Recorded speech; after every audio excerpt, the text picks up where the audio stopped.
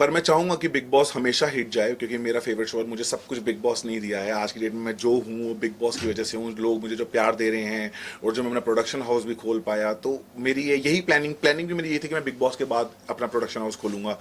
लेकिन मैं यही कह रहा हूँ कि बिग बॉस एक ऐसा प्लेटफॉर्म है, अगर आप उसको दोगे तो वो आपको देगा। अगर आप कुछ नहीं करोगे तो यू वोंट गेट एनीथिंग। आप बिग बॉस को नाश मार रहे हो। तो उससे ऐसा होता है कि आगे आने वाले कंटेस्टेंट्स, एक्टर्स जो होते हैं, वो भी सोचते हैं कि क्या यार, बेकार था लास्ट सीजन। इस सीजन हर कोई खुशी खुशी गया होगा कि मैं बिग बॉस जाना है, बिग बॉस जाना है, क्योंकि बिग बॉस 13 बहुत हिट गया था।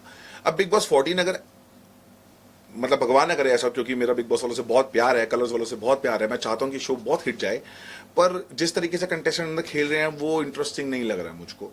तो मैं, मेरी अगर अंदर तक बात पहुंचती है या फिर मैं अंदर जाता हूं, तो मैं बोल के कहूँगा कि शो को नाश मारने की जरूरत नहीं है। बेटर है कि आप अपना पॉइंट ऑफ व्यू रखो। अगर आपको कोई चीज सही नहीं लग रही है, शुक्ला की, हिना की, या किसी की भी, गौहर की, तो आप उस पर बात करो, उस पर मना कर दो।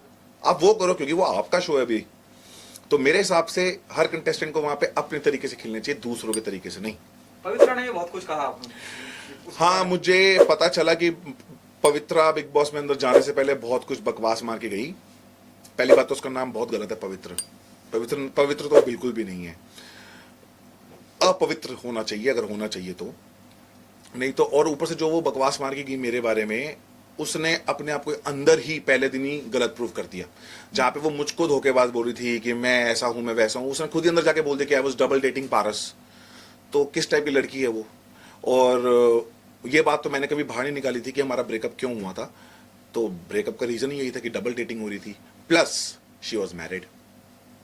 तो जब शादीशुदा हो तो फिर रिलेशन में आने की जरूरत क्या है? आपने ये, पवित्रा एक इंटरव्यू में बोल के गई कि पारस मेरी सबसे बड़ी गलती थी।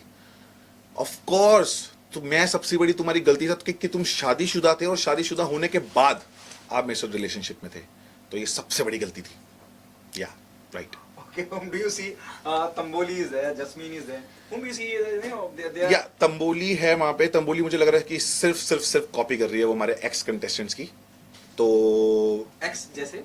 मैं नाम नहीं लेना चाहता कि किसकी कॉपी कर रही है, वो लोगों को पता ही है किसकी कॉपी कर रही है। और दूसरी वहां पे जैस्मिन है। तो जैस्मिन मुझे कहीं ना कहीं सेंसिबल लगी।